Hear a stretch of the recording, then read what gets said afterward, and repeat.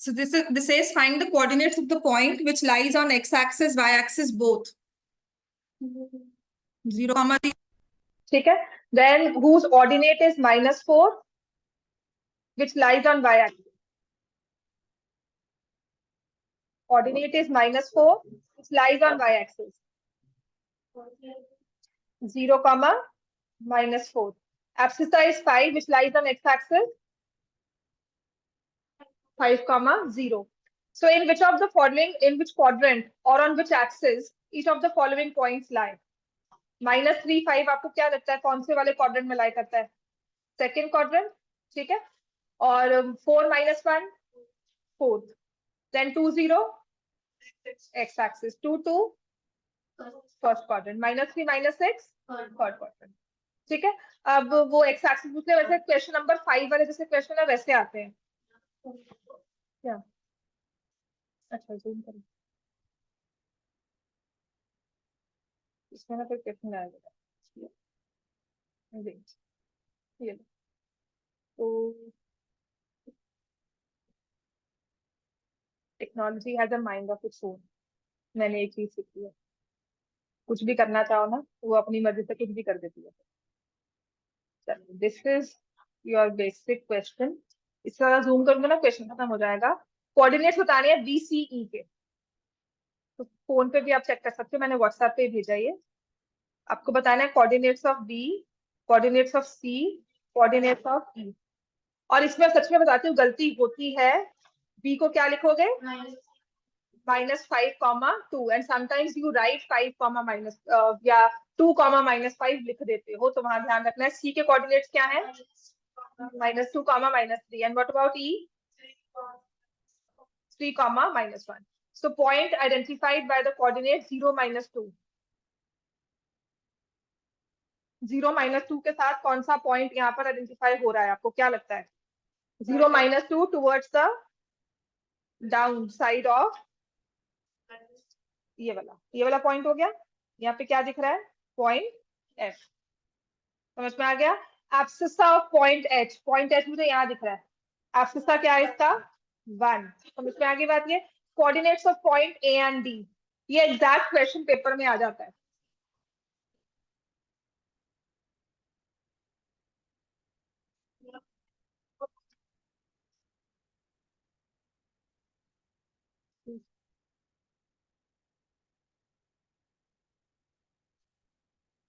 ये वाला क्वेश्चन करो.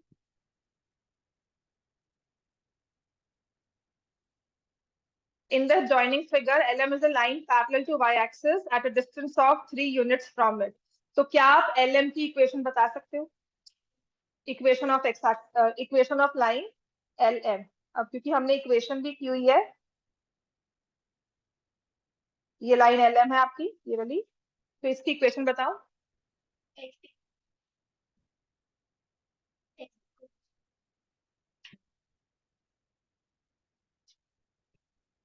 थ्री यूनिट्स का होगा, 3.1 नहीं है, 3 ही है बेटा. उसने यहाँ पे बोर्ड किया हुआ, बस ये नंबर 3 है, यहाँ पे लिखा होगा उसको. x equal to 3. समझ में आया? इक्वेशन ऑफ LM निकालना है तो वो x एक्सिस को कट कर रही है.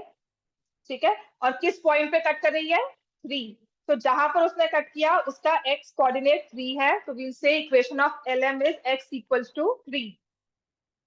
इतना क्लियर हो गया? डिस्टेंस पैरेलल है y एक्सिस को 3 यूनिट्स पे, तो equation of LM line is x equal to 3. Now what are the coordinates of point P, R and Q? P के कोऑर्डिनेट्स क्या है? 3, 2. R क्या है? 3, 0. Q क्या है? 3, -1. अब ये वाला क्वेश्चन बहुत ही इंपॉर्टेंट वे से आ भी जाता है. Difference between abscissa of points L and M. Point L तो ढूंढना ये रहा. हाँ बिल्कुल, M यहाँ पर. तो इनके कोऑर्डिनेट्स में, इनके एब्सिसा में क्या डिफरेंस है? एब्सिसा क्या होते हैं? X coordinate. तो पॉइंट L कहाँ पर है? उसका एक्स कोऑर्डिनेट क्या है? 3. पॉइंट M का एक्स कोऑर्डिनेट क्या है? 3. डिफरेंस क्या है? 0. समझ में आ गया इतना?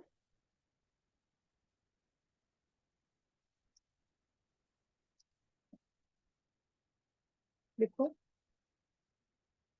हो गया ये. ठीक है, अब नेक्स्ट आपके पास क्वेश्चन है, the foot of perpendicular, the foot of perpendicular from P -3 to the y-axis is M.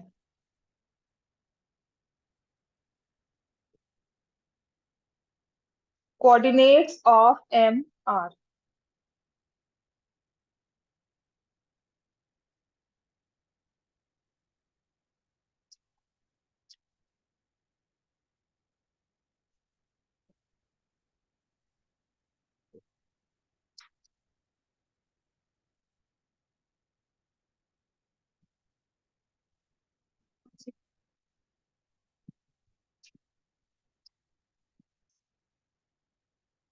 The foot of perpendicular from P, which is 3 -3 to the y-axis is M.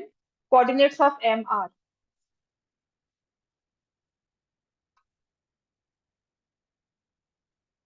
Point है -3 2, तो कुछ यहाँ पर आएगा, -3 2 ये आ गया।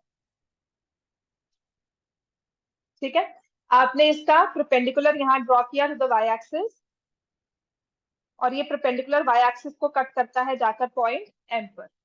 तो आपको इस कोऑर्डिनेट्स ऑफ एम बताने हैं, 0, समझ में आ गई बात? नेक्स्ट लिखो, ये केस स्टडी टाइप है क्वेश्चन। ठीक है,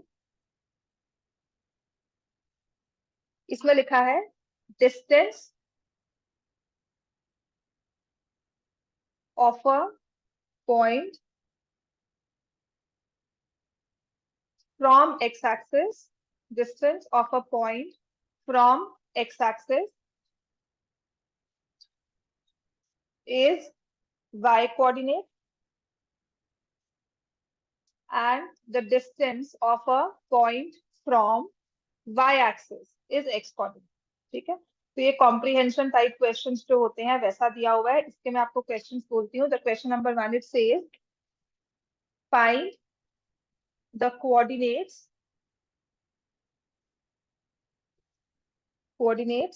of a point on x axis, of a point on x axis at a distance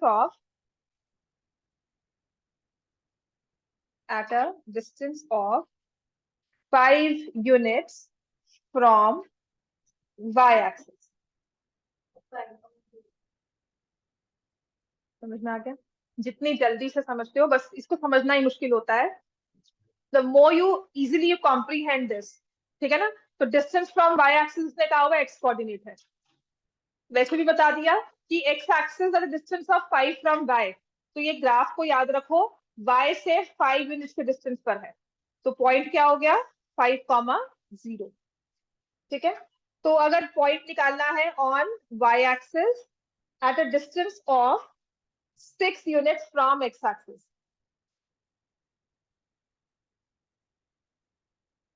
ऐसे तो यहाँ पर ना क्या आना चाहिए पॉइंट 0,6 तो है, बिल्कुल ठीक है। अगर आपने 50 लिखा है ना, डिस्टेंस लिखा हुआ है 5 यूनिट्स, हाँ बिल्कुल, यहाँ पे ना मैंने ऑप्शंस आपको नहीं दिए हुए हैं, ऑप्शंस के हिसाब से 50 ही था। ठीक है, अगर आपको ये केस बेस में आएगा तो you have to write both. हाँ जी हसरत, हो गया काम तुम्हारा शुरू, मैंने आधा क्वेश्चन भी करवा दिया। तो इट विल बी 50 -50, दोनों लिखने हैं। ठीक है, द पॉइंट कुड बी 50 और -50। आपको ये ऑब्जेक्टिव में केस स्टडी जो है वो 1 मार्क में आएगी। ऑब्जेक्टिव आएगा, उसमें आपके एमसीक्यूज नहीं होंगे, ऑप्शंस नहीं दिए जाएंगे, तो आपको दोनों पॉइंट्स लिख कर आने हैं। वाई एक्सिस कहाँ है, 6 यूनिट्स फ्रॉम एक्स एक्सिस, तो आप क्या लिखोगे पॉइंट 0,6 और 0,-6। ठीक है, distance of point, distance of point 26 from both the axes. x से कितना डिस्टेंस है इसका, x से 6 यूनिट्स। मैंने कहा ना आपको ऑप्शंस नहीं आएंगे इसमें। और अगर मुझे y से डिस्टेंस चाहिए, तो आपने लिखना है 2 यूनिट्स। ठीक हो गया इतना? चलो assertion reasoning.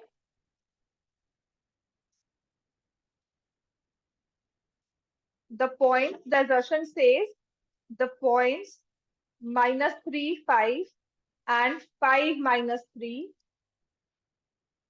are at different positions in the coordinate plane. True or false? True? दोनों different points हैं कि नहीं है? बिल्कुल है। हाँ जी, everyone, right? The reasoning says if x is not equal to y, then point xy is not same as point yx. True? True. xy के equal नहीं है। अगर xy के इक्वल है तो xy और yx बिल्कुल सेम हो जाएंगे। बच्चे अगर इक्वल है इसका मतलब नंबर असाइन कर, xy में मत जा, नंबर असाइन कर। इक्वल है मतलब 2 2 है, तो मैंने यहाँ पर जो x को लिया वही y को लिया, और यहाँ पर भी जो x है वही y है ना? तो मैंने पहले ही कह दिया कि x और y इक्वल नहीं है। अगर x y इक्वल नहीं है तो इसका मतलब जो मैंने x को वैल्यू असाइन की y बिल्कुल अलग है उससे। मान लो मैंने x को 1 असाइन किया तो y 1 के अलावा कुछ भी हो सकता है। ठीक है, लेट इट बी 2। तो is it same as q 2 1? They are different. So my reasoning is also true, right? But does this reasoning explain assertion? Yes, it does. उसने कहा है कि x और y इक्वल नहीं है, तो ये दोनों पॉइंट सेम नहीं है। तो अगर सेम नहीं है तो ऑब्वियसली डिफरेंट पोजीशन पे होंगे कोऑर्डिनेट प्लेन में।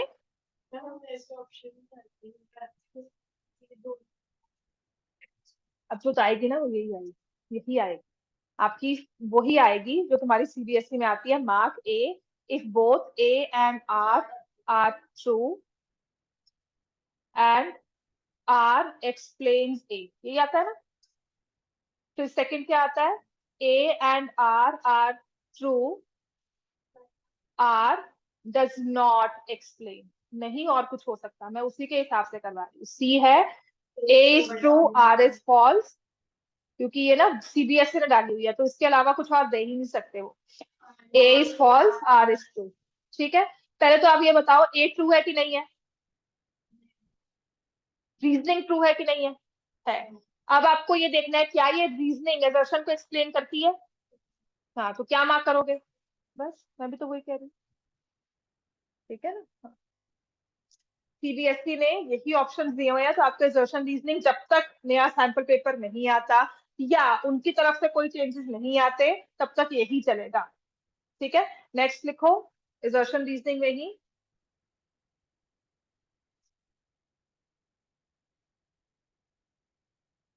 The point -5 0 lies on y-axis and, तुम लिखते क्यों नहीं हो? 0 -4 on x-axis। अच्छा, कल ना पता क्या है, पेपर में क्वेश्चन आएगा तो कम से कम कह तो सकते हो मैम लिखा हुआ था, आपने लिखवाया हुआ था। मैंने तो आपका सेम क्वेश्चन आया है ना, तुम्हारे पास प्रूफ होगा, मेरे पास भी प्रूफ होगा। Every point on x-axis, maths में नंबर तभी नहीं आते और गलतियां तभी होती है क्योंकि हम लिखते नहीं। Every point on x-axis has 0 distance from x-axis.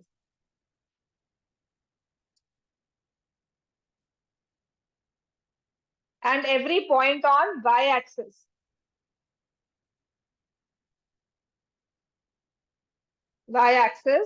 has 0 distance from y-axis. अगर ये फॉल्स हो गया ना, आपके ऑप्शन के हिसाब से रीजनिंग को ट्रू होना ही है। एक्स एक्सिस का जो पॉइंट है,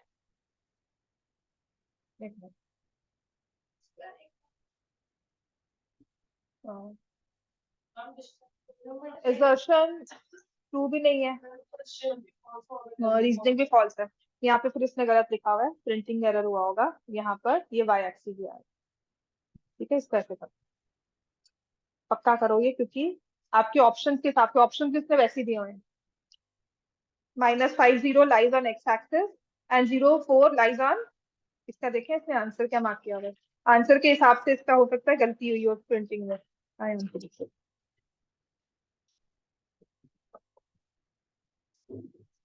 अब जो क्वेश्चन आपको पेपर में ना, इसका अगर मैं करती हूँ आ सकता है तो वो लिख लेना।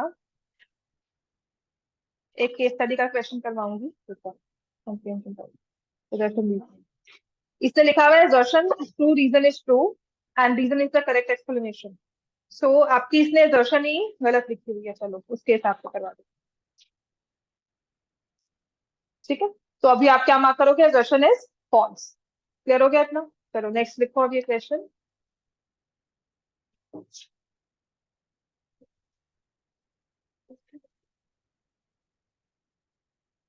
assertion रीजनिंग के केस वाले क्वेश्चन करवाती हूँ। मेरा फोन कहाँ गया?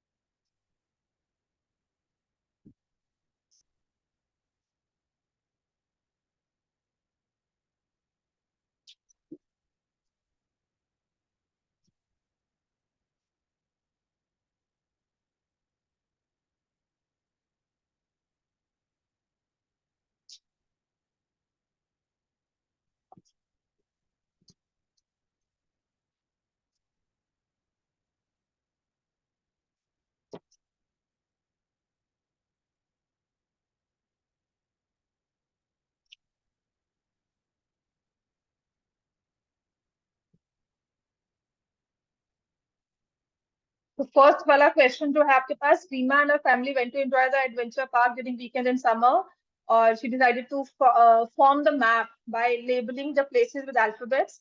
By this, she was able to enjoy the park as well and utilize the time effectively. Position of all the points, places is represented by the following graph.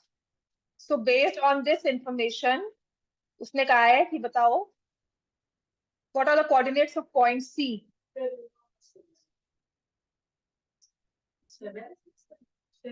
7,6। ठीक है, what are the coordinates, value of abscissa of point B? abscissa कितना है इसका? Value of coordinate at point A. अब तुम्हारा ये option नहीं होगा ना, तुम्हें 7 abscissa का आ जाएगा, तुम 7,6 लिखोगे तो गलत हो जाएगा।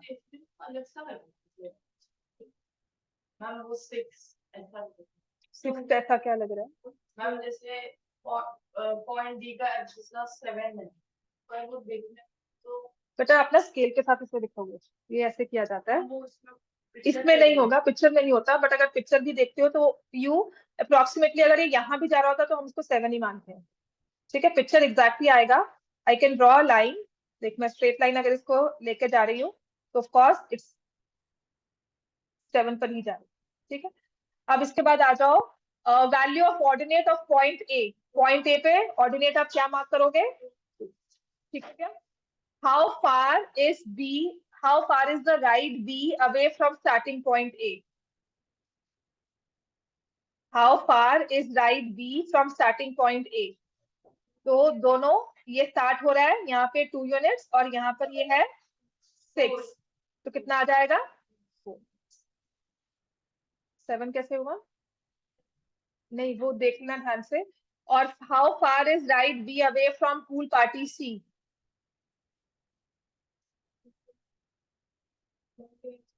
How far is right B from pool party c? 5। यहाँ पर कितना आ गया? 7। और यहाँ पर कितना आ गया? 12। तो कितना यूनिट्स हो जाएगा? 5। ठीक है, अब ये जो नेक्स्ट क्वेश्चन है ना, ये वाला इंपॉर्टेंट है, ये तो मैंने अभी मार्क कर दिया 5। ठीक है, ये वाला करना, ये पेपर में आ भी सकता है, बिल्कुल पेपर में आ सकता है। ठीक है, Manya wanted to hang a family picture on the wall. For this purpose, she went to the market and bought a wooden frame. The coordinates of the wooden frame are: A के coordinates आपको दिए हुए हैं, B के दिए हुए हैं, C के दिए हुए हैं और D के दिए हुए हैं। Based on the given information, answer the following questions. What is the length AB of the frame? A के coordinates है 2 2 और B के coordinates कितने हैं? 7 2। तो लेंथ कितनी है? 5। ब्रेड्थ कितनी है?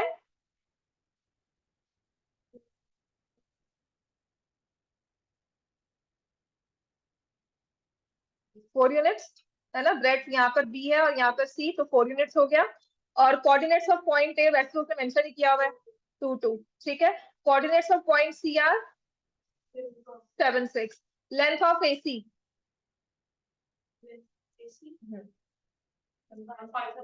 पाइथागोरस। तो आपकी लेंथ कितनी है इसकी फ्रेम की? 5। और ब्रेड कितनी है? 4। तो यहाँ से 5 4 अगर करोगे तो कितना आ जाएगा? 5 का स्क्वायर कितना होता है? 25 16 स्क्वायर, तो this will be square root of 41 units. अब इसमें थोड़ी सी वेरिएशन अगर मैं डिफरेंट करना चाहूँ ना इस क्वेश्चन को, वो ये है कि मान लो ये फ्रेम यहाँ पर था, उसने थोड़ा सा शिफ्ट किया इस फ्रेम को, ठीक है।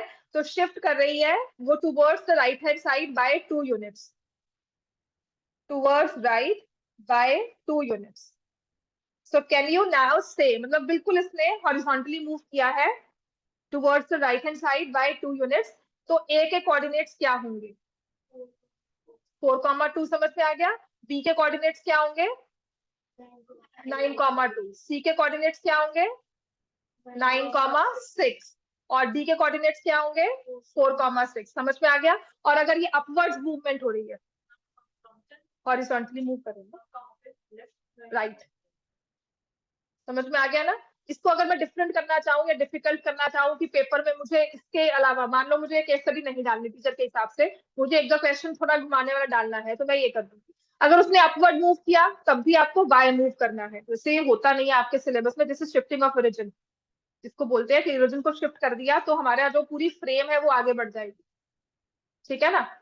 ये डिजाइनिंग में काम आता है कि जैसे अगर मैंने किसी चीज को किसी के इम्पैक्ट में रखा है, कि अगर मेरा स्टार्टिंग पॉइंट ये है और मैं उसको वहां कर रही हूँ, पर वो स्टार्टिंग पॉइंट फिजिबल नहीं है, मैं स्टार्टिंग पॉइंट को आगे मूव करूंगी तो पूरी सीनरी जो है वो आगे के आगे मूव हो जाएगी। समझ में आ गया। तो वो हम कर सकते हैं, मूव अपवर्ड्स डाउनवर्ड्स, लेफ्ट भी मूव करेंगे तो समझ में आ जाएगा। मान लो वो 2 यूनिट्स लेफ्ट मूव कर रही है horizontally, 2 units towards the left, तो ए कहाँ आ जाएगा? 0 कॉमन। समझ में आ गई बात है आपको? इतना कर लेंगे हम, ठीक है। तो ये इस केस में आपके इस पेपर में आई थिंक ये आ सकता है क्वेश्चन, ये वाला। अब इसके बाद हमारे पास है Mr. Goyal, who is a teacher of class 9, thought to design a chessboard game where each of the students will move a specific position given by him in terms of x and y coordinate. तो students की position mark की हुई है as A B C D E and F. इसके questions मैं आपको बताती हूँ, लिखो। Distance between C and F,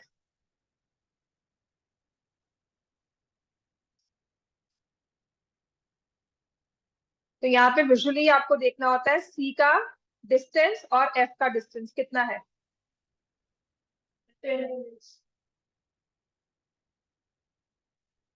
ये सिर्फ सिर्फ सिर्फ आपकी विजुअलाइजेशन पर डिपेंड करता है, ठीक है। मैंने पिक्चर क्लिक की हुई है तो इसीलिए वो ओरिएंटेशन में फर्क आ रहा है।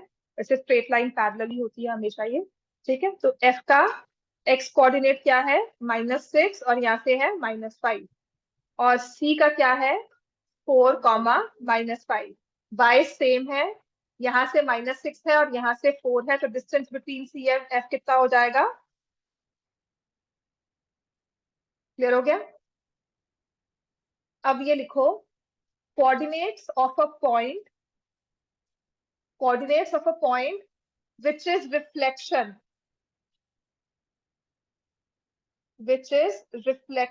of point B on x-axis. Coordinates of a point which is reflection of point B on x-axis. पहले तो point B की रिफ्लेक्शन ढूंढनी है, पहले तो point B के कोऑर्डिनेट्स देखो कहां पर है, ये रहा। इसको x एक्सिस पर ही रिफ्लेक्ट किया,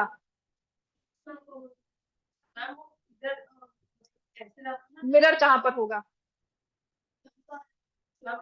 x axis, reflected on x axis का है ना। x ने अपने वाले को चेंज नहीं करना, उसने y को नेगेटिव करना। मैंने आपको कहा था मिरर जहां प्लेस होता है वो डोमिनेंट एक्सिस हो जाती है। मान लो आपको 3 तरह के मिरर प्लेस होंगे, एक होगा एक्स एक्सिस पर, एक होगा वाई एक्सिस पर और एक होगा ओरिजिन पर। If it is placed on x axis तो एक्स ने अपने वाले को चेंज नहीं करना है, उसने वाई को जंप कर देना है, ठीक है। तो अगर मिरर मैंने एक्स एक्सिस पे प्लेस कर दिया, पॉइंट भी एक्स एक्सिस पर है, तो y क्या हो जाएगा, 0 का -0, बट -0 इज सेम एज 0। ठीक है, तो ऑब्जेक्ट वही का वही रहेगा। मतलब हमने क्या किया, मिरर के ऊपर एक हमने पॉइंट मार्क कर दिया। ओरिजिन में देख, यहाँ पर है मिरर, अगर ये पॉइंट यहाँ है तो रिफ्लेक्ट होकर बिल्कुल ऑपोजिट में जाएगा। Mirror is the centre point between the image and the reflection, ये तो पता है ना, मिरर सेंटर पॉइंट होता है। मिरर का काम क्या है, उसने पूरा इमेज क्रिएट करना है, जो आपका एक्चुअल पिक्चर है उसका बिल्कुल क्रिएट कर देना है। तो मुझे भी कॉन्सेप्ट समझ, मिरर का सच में समझ नहीं आता था, सीरियसली कह रही हूँ। ठीक है, रट्टे मार के जो मैंने पढ़ा होगा, मुझे याद नहीं टेंथ मैंने कैसे की थी या मिरर कैसे समझा था वहां पर, बट जब मुझे पढ़ाना था ना तो मुझे समझाना ही नहीं आ रहा था। Its actual situation, I was standing here, तब ये कर्टन्स नहीं थे, और अराउंड 6 o'clock का टाइम था, जो बच्चा मेरे पास आया हुआ था। I was standing there with my board, ये बोर्ड पहले यहाँ था, आई वाज स्टैंडिंग देयर। जितना मैं यहाँ खड़ी हूँ ना, बिल्कुल सेम इमेज वहां पर क्रिएट हुई थी, और उस एक इमेज ने मेरी पूरे मिरर्स की ना नॉलेज को पूरा क्लियर कर दिया। मतलब वो जो ब्लॉक होगा ना, शायद वो एक रहा होगा, वो सब समझ में आ गया कि उसने किया क्या है। जितना मैं यहाँ पे खड़ी हूँ ना, वहीं पर उतना ही डिस्टेंस वहां क्रिएट हो गया। So I was standing here, this entire distance was created over there. ठीक है, कुछ नहीं किया, बस मैं आगे आगे मूवी तो इमेज मेरे पास आ गई। Then that way I realise कि मिरर एक सेंटर पॉइंट होता है, वो कुछ नहीं करता है, वो उसने एरिया को एलोंगेट किया है। ठीक है, तो अगर आपका ऑब्जेक्ट यहाँ है, मिरर ने बिल्कुल इसके ऑपोजिट में यहाँ पर इमेज क्रिएट कर दी। ठीक है, तो आपका मिरर कहाँ प्लेस होता है वो डिपेंड करता है। हाँ, इसका -2, -1 हो जाएगा, यहाँ -2, 1 है ना, तो ये आ जाएगा -2, -1। ठीक हो गया, मिरर ने बिल्कुल ऑपोजिट में उसके इमेज क्रिएट करनी है। अगर वो एक्स एक्सिस है, मान लो ना, देख यहाँ पर तुम्हारा ऑब्जेक्ट प्लेस किया हुआ है, तो मिरर ने क्या करना है, एक्स एक्सिस पे मिरर है, तो उसने बिल्कुल यहाँ पर जंप दे देना है, बिल्कुल पैरेलल में उसने ऑब्जेक्ट को ऐसे, मिरर एंड ऑब्जेक्ट रिफ्लेक्शन की लाइन जो होती है वो परपेंडिकुलर होती है आपस में। क्लियर हो गया, इस ऑब्जेक्ट से चलोगे तो आपको समझ में आ जाएगा। So which is reflection of point b on x axis will be the same point 5,0 because point ही x एक्सिस पर है। तो बेसिकली हमने क्या किया है, आपके मिरर पर ही ऑब्जेक्ट को पेस्ट कर दिया है, जैसे एक पॉइंट मैंने मार्कर से मिरर पे ही लिख दिया।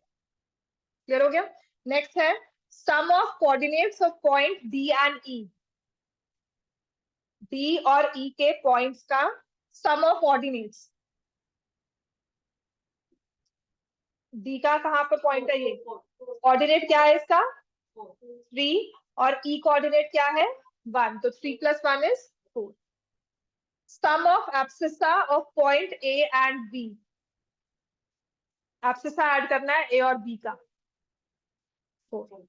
समझ में आ गया, तो यहाँ पर हम डिस्टेंस नहीं कर रहे हैं, हम यहाँ पर पॉइंट abscissa को ऐड कर रहे हैं। Area of triangle formed by joining points A, E and B। Area of triangle निकालो, सॉरी मैंने यहाँ पे O से ज्वाइन कर दिया, गलत है, राइट एंगल नहीं होगा, पर इसका एरिया आप निकाल सकते हो। जब भी आपका ट्राइंगल एक्स एक्सिस या वाई एक्सिस पर एज अ साइड ड्रॉ हुआ है, तो उसका एरिया निकालना बहुत आसान है, और वही आपको क्वेश्चन आएगा।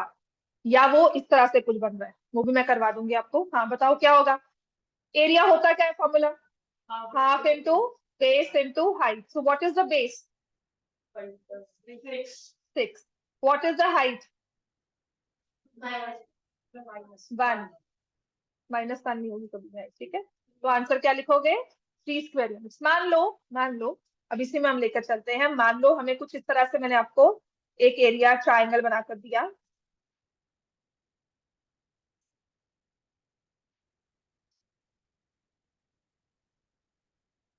ठीक है, तो ये कुछ लाइन है पैरेलल टू एक्स एक्सिस है, ये line.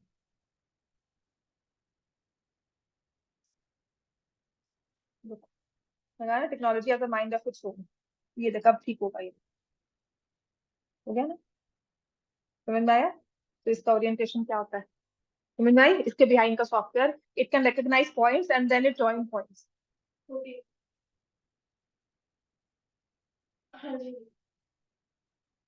Half into base into height करना है। ठीक है, अब देखो ये क्वेश्चन है, डिफिकल्टी लेवल में आता है। इसका बेस कितना हुआ 7, और हाइट कितनी हुई 4 नहीं होगी, इसको 3, इसको 1 पे मान कर लेना। हाँ, हाइट कितनी होगी, 1 2 3, 3 यूनिट्स होगा, इसको 1 पे ले जाना। ठीक है, थोड़ा सा इसको और सही कर देती हूँ, रुक जाओ। अदरवाइज इसको 1.5 भी आप मान सकते हो कि स्टार्टिंग वहां से हुई है।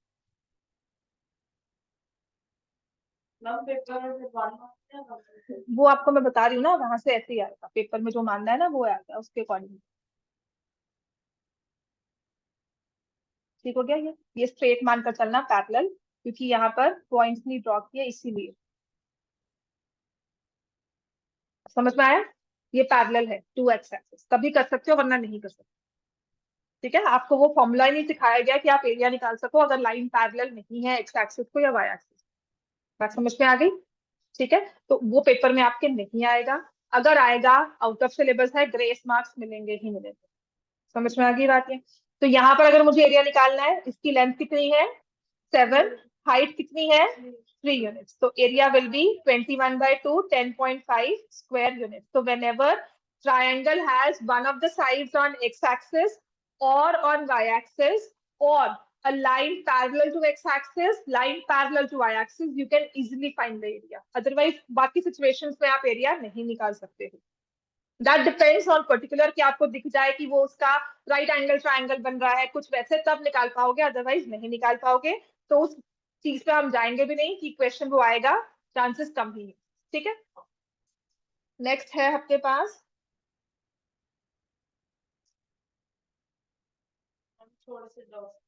हाँ बताओ भी, बोलो। डॉट्स नहीं, मैं डाउट्स है। Area of triangle form by the point, मैंने कहा था ना कि ध्यान ना, मतलब एक होता है फालतू की बातें, उसको अगर हटा दोगे ना उस सब चीजों को, सच्ची कह रही हूँ, ये दिमाग में ना जो हमारे होता है ये सबको निकाल दे, तेरे मार्क्स इधर उधर कट रहे हैं ना वो खत्म हो जाएंगे। द एरिया ऑफ ट्राइंगल, लिखो, form by the points 2,0, 6,0 and 4 6 is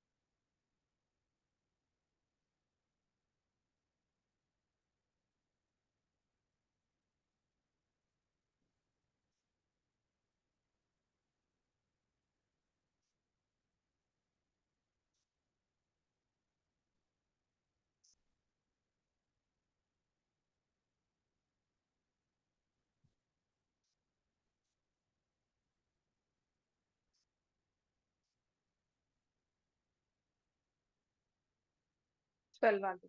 ठीक है, समझ में आ गया ये हसरत, समझ में आया?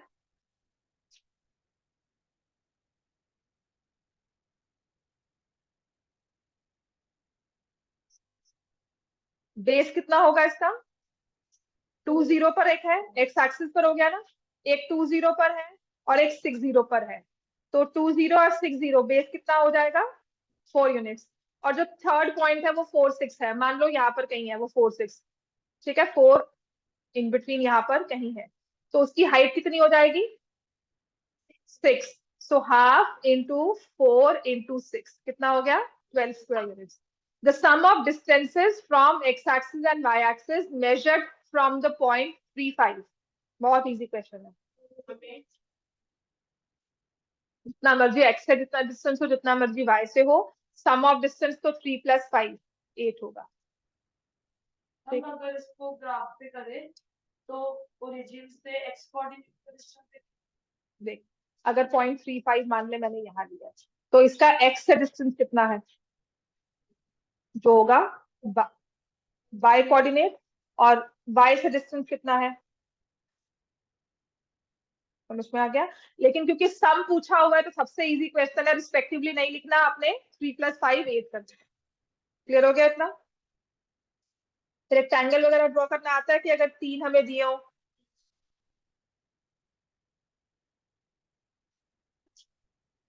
If the coordinates of a point are 3 - 2, sign of both the coordinates are interchanged. Signs are interchanged. Then in which quadrant it will lie? second. समझ में आ गया। -3 2 हो जाएगा। -3 2 will lie in the second quadrant। बस इतना ध्यान रखना है इसका। और मुझे बताओ इस पे अगर कोई और डाउट्स हैं आपके, लीनियर इक्वेशंस करवाओ।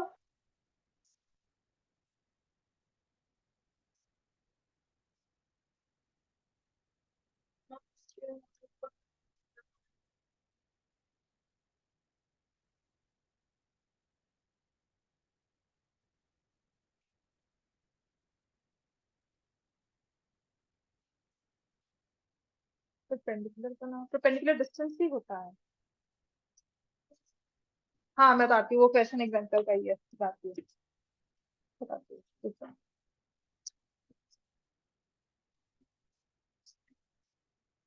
अगर वो क्वेश्चन जा सकते हो तो अच्छी बात है, नहीं तो मैं करवाई देती हूँ।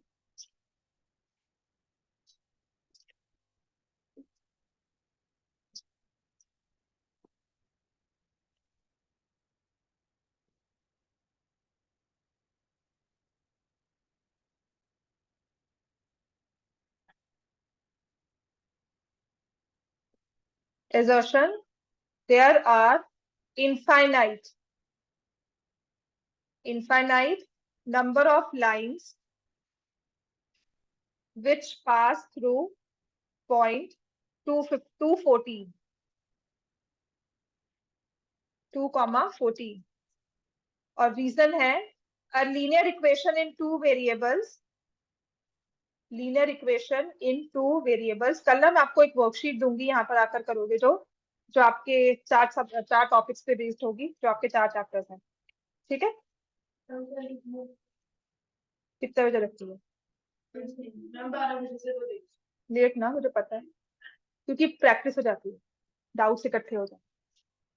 संडे है आराम से, फिर भी आई प्रेफर जब पेपर नेक्स्ट डे होता है संडे, वैसे मैं 12 बजे रखती हूँ, बट आई प्रेफर कि 3 बजे तक आ जाओ। 3 to 5 में ना वो हो जाता है, मतलब डाउट्स वगैरह सारे, पढ़ाई थोड़ी बहुत हो जाती है। चलो अब बताओ इसका आंसर क्या होगा assertion रीजनिंग में।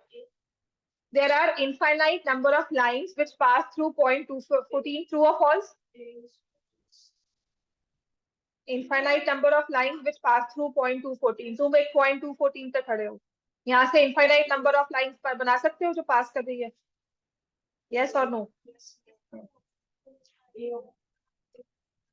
A linear equation in two variables has infinitely many solutions, true or false? क्या मार्क करोगे? बी मार्क करेंगे। Reasoning does not explain assertion। मैंने समझाते हुए कोई इक्वेशन की बात की, एक पॉइंट से बहुत सारी लाइंस पास कर सकती हैं, और मैं कह रही हूँ एक इक्वेशन की एक लाइन के बहुत सारे पॉइंट्स होते हैं। समझ में आया? इस पे मैं कह रही हूँ कि एक पॉइंट है तो हमने इसमें मल्टीपल लाइंस ड्रॉ की, और यहां पर मैं कह रही हूँ कि अगर मेरे पास एक लाइन है तो उस पे बहुत सारे पॉइंट्स हैं। समझ में आ गई बात? क्लियर हो गया इतना?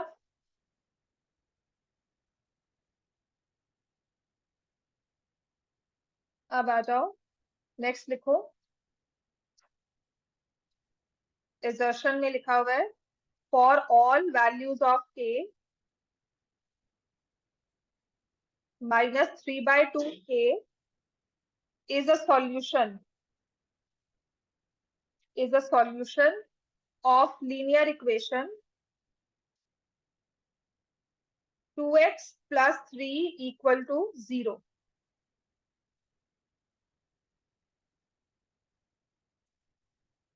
the linear equation in two variables,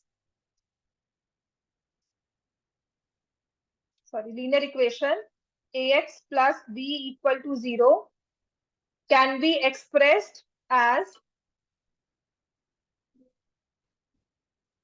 can be expressed as ax plus y plus b equal to 0 in two variables. Assertion true है? समझ लो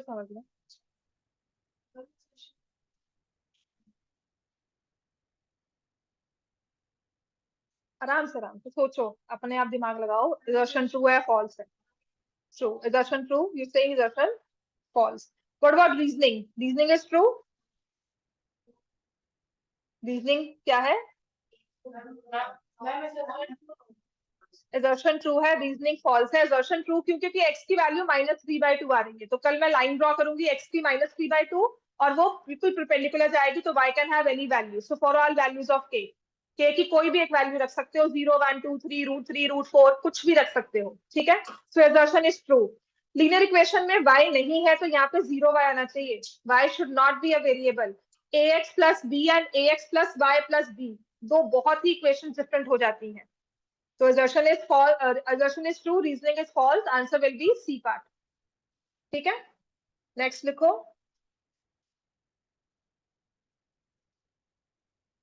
Assertion says the graph of linear equation x minus 2y equal to 1 passes through point 31.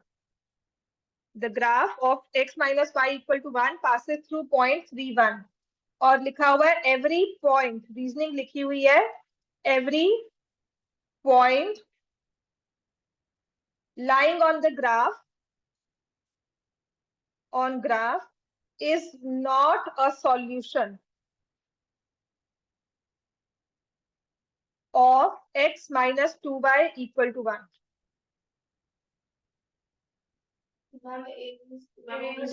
A तो true है. हाँ.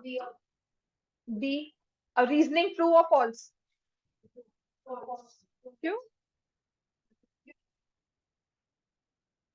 होते हैं, लेकिन point graph का हर एक पॉइंट x माइनस 2y पे लाई करेगा. ग्राफ पे तो बहुत सारे पॉइंट्स हैं, तो वही पॉइंट्स लाई करते हैं या वही सॉल्यूशन होते हैं जो इसकी लाइन पर लाई करते हैं. x minus 2y equal to 1 एक लाइन बनाएगी ग्राफ पे. मान लो वो लाइन कुछ इस तरह से है, पता मुझे नहीं पता कैसे, मान लो वो इस तरह से लाइन. ठीक है. x minus 2y equal to 1, कुछ ये लाइन बन गई. ठीक है. अब आप मुझे बताओ कि ग्राफ में मैंने कहा ये ओरिजिन वाला पॉइंट इस पर लाई करता है, ग्राफ पे मैंने ये पॉइंट लिया इस पर लाई करता है. So I say every point on the graph. I take any point randomly on the graph. Will it lie on the line? No. So hence every point is not a solution. The reasoning is true. Assertion is true, but reasoning does not explain assertion. ये point क्यों पास करती है line equation, क्यों पास करती है 3, 1 से? Because it is a solution. लेकिन ये कह रहा है कि ग्राफ पे हर एक पॉइंट उसका सॉल्यूशन नहीं होगा, ये अलग बात बोल रहा है. तो आंसर मैं मार्क करूंगी बी. नेक्स्ट लिखो.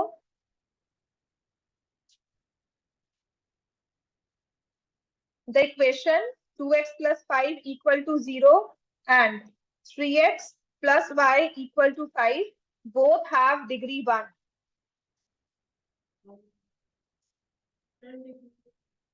डिग्री तुम्हें करवाई नहीं है, पर अगर लीनियर इक्वेशंस कहा गया है तो डिग्री आपको पता होनी चाहिए. The linear equation in two variables has degree 2. Assertion is true. Degree होता है highest power of the variable. तो लीनियर इक्वेशन आपको x और y की पावर 1 ही की हुई है, आपने स्क्वायर में नहीं की है, वो क्वाड्रेटिक हो जाता है. ठीक है. तो डिग्री दोनों की 1 है, 2x plus 5 और 3x plus y. ठीक है. A is true. और वो कहता है डिग्री लीनियर इक्वेशन की अगर दो वेरिएबल्स में होती है तो डिग्री 2 कहा जाती है. तो ये फॉल्स है. अगर वो लीनियर बोल रहा है ना, तो इसका मतलब डिग्री चाहे जितने मर्जी वेरिएबल्स हो, जहां उसने लीनियर वर्ड यूज कर दिया that means degree is 1. Variables can be as many as you want, but if the degree is 1, if linear is mentioned, degree is 1. ठीक है.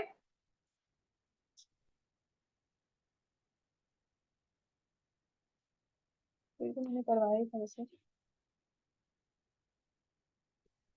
चलो.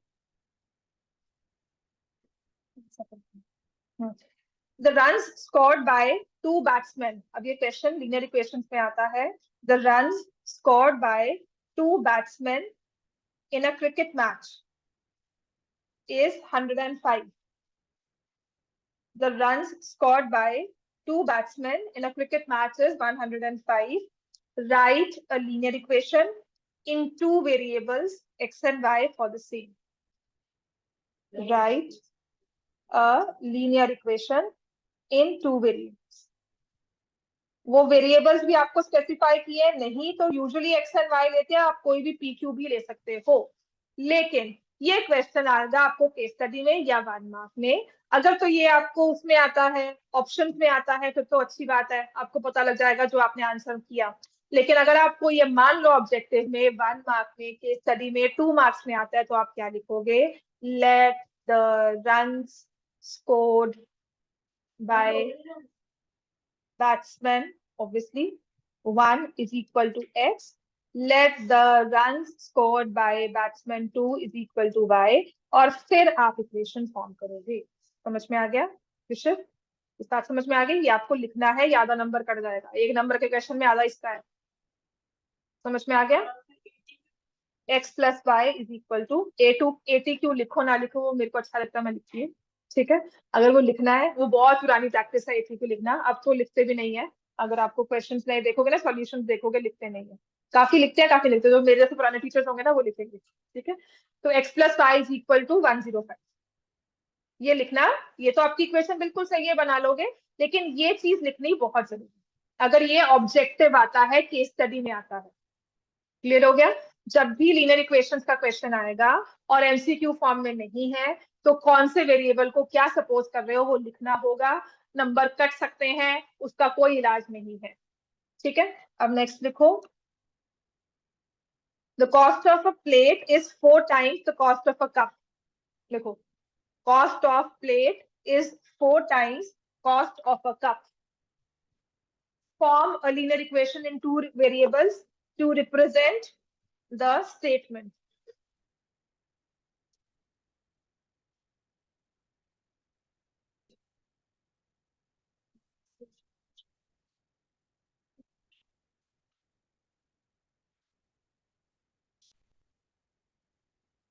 अब y क्या लिख रहे हो, x क्या लिख रहे हो?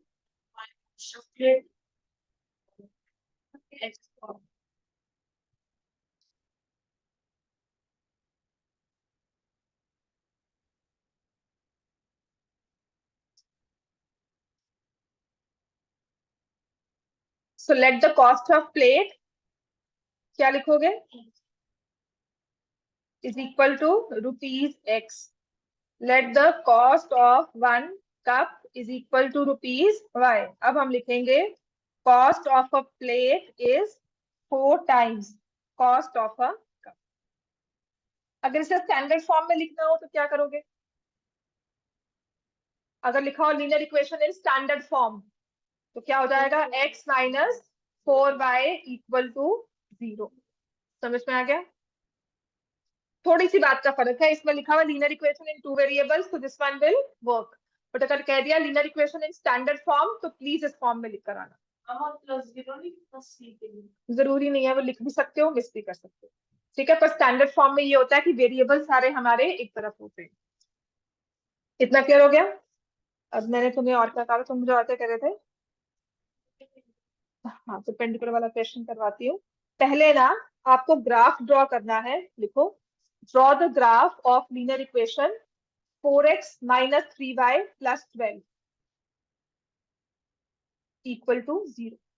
Draw the graph of linear equation. अपने आप से मुझे ग्राफ ड्रॉ करके दिखा दो, चाहे रफ हैंड ड्रॉ कर रहे हो, इसकी प्रैक्टिस जरूर कर लेना। और एक और क्वेश्चन करवाना है जो मुझे लगता है वो ना मिल्क वाला क्वेश्चन 9th में आया था, 10th में था, याद नहीं आ रहा।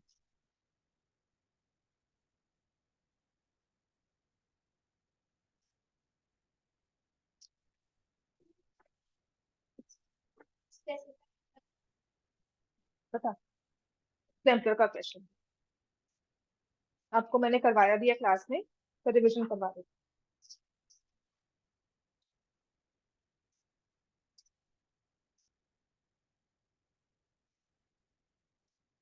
क्या हो गया? क्वेश्चन कर रहे हो? कहाँ कर रहे हो? पॉइंट्स मार्क किए हैं इसको? तुम पता क्या है बातें कर रही हो, वो ओवर स्मार्टनेस नहीं चलती है। मैं मुझे इसी बात पे गुस्सा आता है। तुम इतने अच्छे बच्चे होकर, पढ़ने में इतने अच्छे होकर, फिर जब मैंने टोक दिया तो कहो कि नहीं मैम मैं काम कर रही हूँ। काम कर रही हूँ, हाँ कर रही हूँ। अगर कर रहे होते मैं टोकती। तो 4x माइनस 3y प्लस 12 है, ठीक है। x और y की वैल्यूज लेनी होती है। 2 बजे तक क्लास लूंगी, उसके बाद आप लोग अपना घूम सकते हो, है ना। फिर पढ़ना है, और उसके बाद फिर 3 बजे। डाउट्स है आप? कीरॉन फॉर्मूला फिर रिवाइज करोगे यहाँ बैठकर? मैंने ग्रुप में जो भेजी है वही है। चलो कर लेना फिर, मैं कौन सा भी ये करूँ। मुझे भी एक देखती है, अभी 2 घंटे हो गए ना उसके बाद, ठीक है। तो आई गो डाउन, मैं थोड़ा देखूंगी, उसके बाद आई कम एट 3। उनको फिर मैंने काम करवाना है तुम लोग को, ठीक है। वही तो निकालना है बच्चे, इसका मैं वे भी सिखा देती हूँ। एक सोल्यूशन निकाल के ना इसका वे सिखा देती हूँ। 2 तो निकलेंगे निकलेंगे। 12 है तो दोनों ही निकलेंगे। 4 and 3 both are multi factors of 12। मैं तुम्हें एक वे भी सिखा दूंगी। इंटीजर सॉल्यूशन सिर्फ एक निकाल लो, उसके बाद सारे निकाल सकते हो। इसका सिर्फ एक निकाल लेना, वो तो निकल जाएगा। पर अगर आपको फिर भी मुश्किल आती है, मान लो एक इंटीजर सॉल्यूशन निकाल लेना, उसके बाद सारे आप निकाल सकते हो। 0, -4 आएगा। 0, 4 आएगा बच्चे। x is 0, y is 4। मतलब 4 into 0 minus 3y plus 12 equal to 0। Left hand side पर रखते हो तो वहां पे 4 पुट करोगे, तभी -y -12 + 12 कैंसिल होगा। 3 कॉम्बिनेशन समझ में आ गया, ठीक है। और एक सॉल्यूशन है, जब आप y को 0 कर दोगे, y 0 हो जाएगा तो x विल बी -3। समझ में आ गया। ये पुट करके चेक किया करो। आपने अगर y को 0 पुट किया है, अगर प्रैक्टिस नहीं है तो इसको आप 0 पुट करो, +12 इक्वल टू 0। इस चीज को लिखोगे। इनिशियली लिखने की जरूरत पड़ेगी फॉर अ मंथ और a 2 if you are not well versed. Otherwise ये चीज फिर बाद में ओरली हो जाती है। बट उस ओरल के लिए 1 महीने की मेहनत चाहिए होती है। तो कुछ बच्चे अगर पहले कर लेते हैं, राइट, इसको मत क्या करो कि उसने ओरली किया तो मुझे भी ओरली करना है। सो देयर आर चिल्ड्रन जिनके पास ये एबिलिटी होती है। वैसे मैं कहती हूँ मुझमें नहीं होगी शायद कभी कभी, पर देयर आर चिल्ड्रन जो मैंने देखा है कि मैंने एक बार क्वेश्चन करवाया, विदाउट ग्राफ क्वेश्चन का आंसर बता देंगे, ठीक है। अब इसके बाद अगर मेरे पास ये 2 पॉइंट्स आ गए, x और y, 0 और 4, -3 और 0। हमारी इक्वेशन क्या थी ये? 4x -3y + 12 equal to 0। x का कोएफिशिएंट क्या था? 4। y का क्या था? -3। अब आपने इनिशियल सॉल्यूशन निकाल लिया, ठीक है। अब आप ये देखो, y में -3 किया, x में y में 3 को ऐड कर रहे हैं, -3 को ऐड कर रहे हैं, और सॉरी x में -3 को ऐड कर रहे हैं, y में 4 को सब्ट्रैक्ट कर रहे हैं। x में, अब ये x निकल गया दोबारा से, इसमें -3 को फिर से ऐड करो, -6। इसमें 4 को ऐड 4 को सब्ट्रैक्ट करो, -4। तो क्या -6 -4 सॉल्यूशन है इसका? मैं तुम्हें इंटीजर सॉल्यूशंस निकालना सिखा रही हूँ। अगर कहीं अटक जाते हो तो इक्वेशन इजी आएगी जिसके सॉल्यूशंस आप निकाल सकते हो। आपको करना क्या होता है, x के इंटीजर को, x के कोएफिशिएंट को x के साथ लिख लिया, वो +4 है। y के कोएफिशिएंट को y के साथ लिख लिया, वो -3 है। अब ये क्रॉस में वर्क करता है, ठीक है। जैसे तुमने एक सॉल्यूशन निकाला, मैं x को, मैं इस वाले में इस x को इसमें ऐड करती हूँ तो तुमने कहा 8 आया, और इस x में इसमें, ठीक है, इसको सब्ट्रैक्ट किया, 0 -3, क्या हो गया? 3। तुमने एक सोल्यूशन 3 में बताया था ना। ये चीज समझनी है, मुश्किल होती है। अगर तो समझ सकते हो अच्छी बात है। क्रॉस में चलना है, x का कोएफिशिएंट जो है वो y के सॉल्यूशन में ऐड या सब्ट्रैक्ट होगा। अगर आपने इसको ऐड किया है तो दूसरे वाले को सब्ट्रैक्ट करो। क्रॉस में चलना होता है, आपके सारे इंटीजर सॉल्यूशंस निकल जाते हैं। This is one of the techniques जो बहुत कंपटीशन लेवल पे सिखाते हैं। अगर समझ सकते हो तो अच्छी बात है, नहीं तो बस तुक्के मारो वेक्टर वहां पे, ठीक है। और इजी सिचुएशन ही आएगी, दो तो आपके सॉल्यूशंस बन ही जाएंगे, एक कम से कम निकालना होता है, उसके बाद भी फाइंड एवरी सॉल्यूशन, हमारा पूरा रेंज ऑफ सॉल्यूशन होता था, तो वी कुड फाइंड की कौन कौन से सॉल्यूशन इसमें होंगे, ठीक है। नंबर ऑफ सॉल्यूशंस कि आपके पास 100 to 200 है, तो कितने सॉल्यूशंस लाई करते हैं इस लाइन के। अब आपके पास 1.38 भी आया था, है ना, और एक -6, एक्स की वैल्यू -6, इसकी -4, ये भी निकाली थी। लाइन ड्रॉ करो, अब चलो बनाओ, कर ली, दिखाओ। गलत है बच्चे, एक स्ट्रेट लाइन ट्रायंगल बन ही नहीं सकता, एक एक इक्वेशन ट्रायंगल नहीं बन सकती, दो तीन इक्वेशन चाहिए तो ट्रायंगल बनेगा। तभी कह रही हूँ ध्यान से काम कर।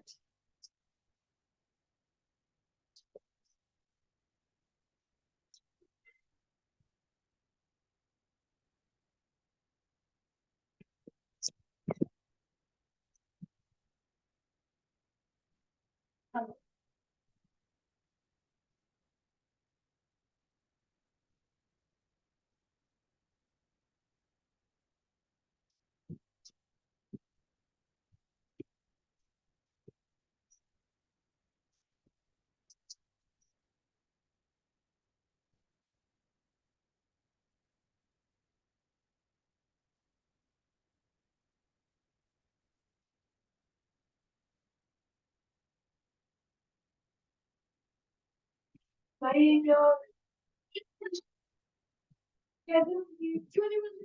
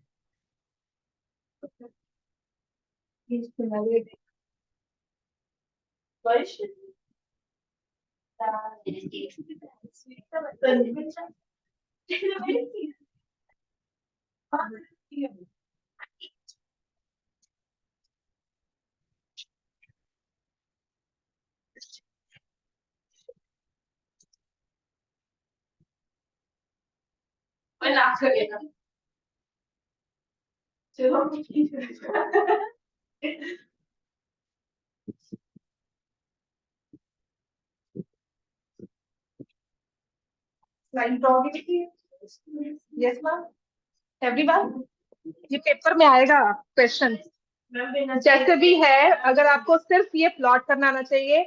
I am telling you the truth, last year 10th वाले बच्चों ने भी बहुत स्ट्रगल किया था और उनको लास्ट तक इक्वेशन ड्रॉ करनी नहीं आई थी, ठीक है। तो अगर आप लोग को आती है अच्छी बात है, वरना पेपर में नीटनेस के मार्क्स ज्यादा मिलते हैं।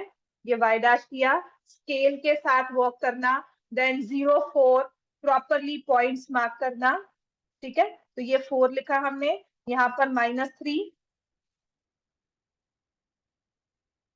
देन -6, -4, कुछ यहाँ पर आ जाएगा, मैंने ड्रॉ कर दी इसको, और इसको आपने ऐसे बनाना है, ये लाइन जैसे टेढ़ी मेढ़ी नहीं होनी चाहिए। और ये सच में, बिकॉज मैंने इन पॉइंट्स को मार्क नहीं किया हुआ है ना, ये लो, मैं पॉइंट्स को अगर मार्क करूंगी तो बहुत अच्छे से पकड़ लेगा ये, ठीक है। Plus I have seen students draw like this, triangle नहीं बनाना है, लाइन बनानी है। उसके बाद अगर इसको एक्सटेंड करेंगे ना, छोटा स्केल हो जाता है, पॉइंट ले लेंगे फार वाइड और छोटा स्केल होगा, फिर उसके बाद एक लाइन ड्रॉ करके ना इसको आगे फिर ऐसे एक्सटेंड करेंगे, वो टेढ़ी पता लग रहा है, लग रही है, ठीक है। तो वो चीजें नहीं करनी है हमें, आपकी लाइन शुड बी एग्जैक्ट, बड़ा स्केल लेके जाना, टिल्ट नहीं आना चाहिए लाइन में बिल्कुल भी, ऐसा नहीं ऐसा कुछ दिख रहा है, या मुझे ओवरलैपिंग दिख रही है कि एक यहाँ जा रही है और यहाँ से एक्स्ट्रा शुरू हो रही है। बात समझ में आई, नीटनेस लेके आना ग्राफ में। हाँ, अगर आपको पेपर में दिया हुआ तो अलग से ग्राफ आपको मिलेगा ही। हाँ, किससे -6 -4, ये लो बच्चे, मैं तो बस ये कर सकती हूँ अब, है ना, क्योंकि मैंने ग्राफ पे तो ड्रॉ करना थोड़ा मुश्किल हो जाता है। क्या थी equation, 4x minus minus 3y plus 12. This is okay. 3y नहीं Plus प्लस 12. +12 था ना, ठीक है। ये देख -6 -4 बिल्कुल है पॉइंट, क्लियर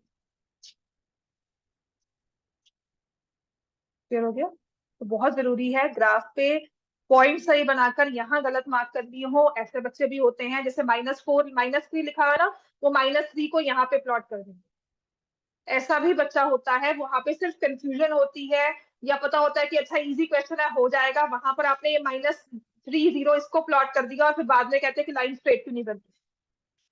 समझ में आ गया। तो ये कुछ नहीं है, ये ध्यान की कमी होती है, या फिर वहां पर टेंशन होता है कि दिमाग नहीं चल रहा, वो सारी चीजें हैं, तो उसको ध्यान रखना है। आप तुम्हारा वो वाला क्वेश्चन लिखो, वो जो परपेंडिकुलर कह रहा था, perpendicular. Plot the points, plot the point P -6 2 and from it draw PM, यही था, and PM दिया, ये वाला क्वेश्चन था। as perpendiculars to x-axis and y-axis respectively. Write the coordinates. बिल्कुल ले लो, coordinates of points M and N.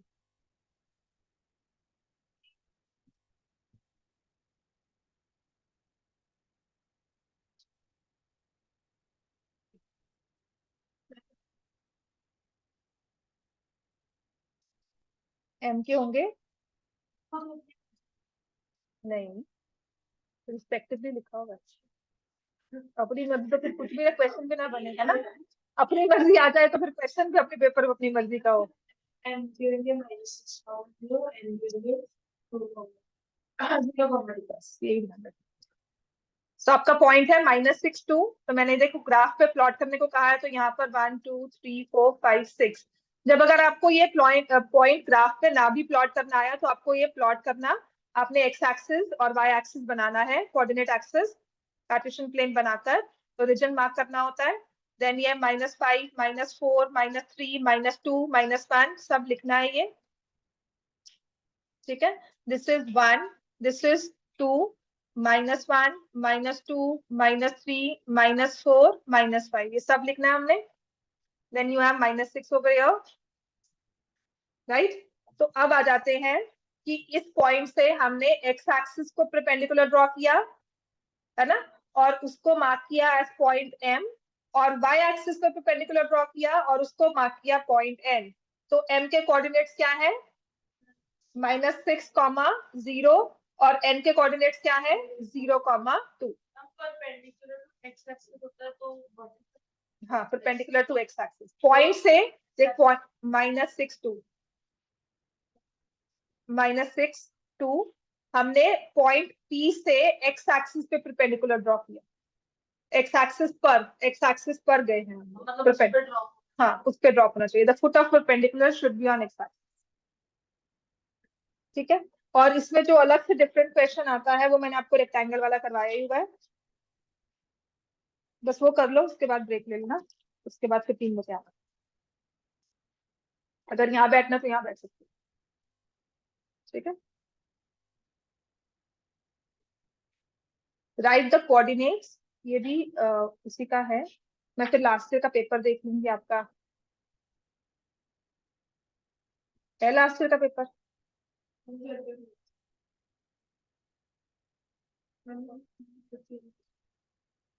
ले आना। वैसे तो मेरे को भी मिल जाएगा, बस घर पे ही है, तो मैं तो उसमें ढूंढी दूंगी फोन पे। whose length and breadth are 5 and 3 units respectively. Linear equations के ना 2 केस स्टडी करवाऊंगी। One vertex at origin, the longer side lies on x-axis and one of the vertices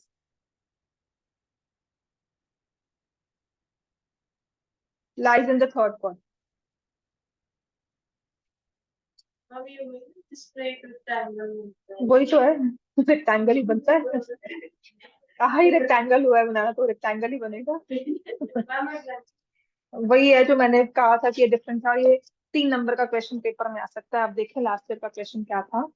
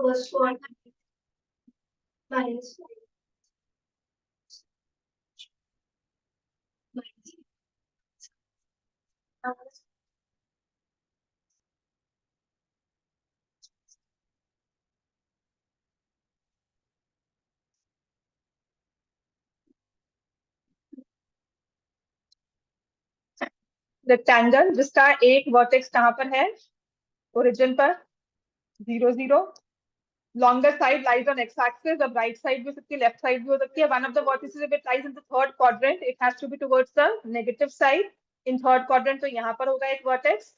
ठीक है, लेंथ उसकी 5 यूनिट्स है तो यहाँ पर 5 आ जाएगा। ब्रेड्थ उसकी 3 है तो यहाँ पर 3 आ जाएगा। तो एक वर्टेक्स होगा O 0 0, यहाँ पर A मार्क कर देना। फिर दूसरा वर्टेक्स होगा -5, 0। तीसरा वर्टेक्स साइकिल की फॉर्म में चलना, -5, -3 साइकिल की फॉर्म में चलना। और C वर्टेक्स हो जाएगा 0, -3। क्लियर होगी बात ये। और ये आपको सेकंड क्वाड्रेंट करके भी कह सकते हैं, फोर्थ क्वाड्रेंट करके भी कह सकते हैं। ठीक है, या फिर यहाँ पर के longer side lies on Y axis, तो वो भी कह सकते हैं। ठीक है, वैसा क्वेश्चन भी आ सकता है। लास्ट का पेपर है मेरे पास तुम्हारा, भेज दो ग्रुप में, कर लेंगे। लास्ट ईयर इजी था।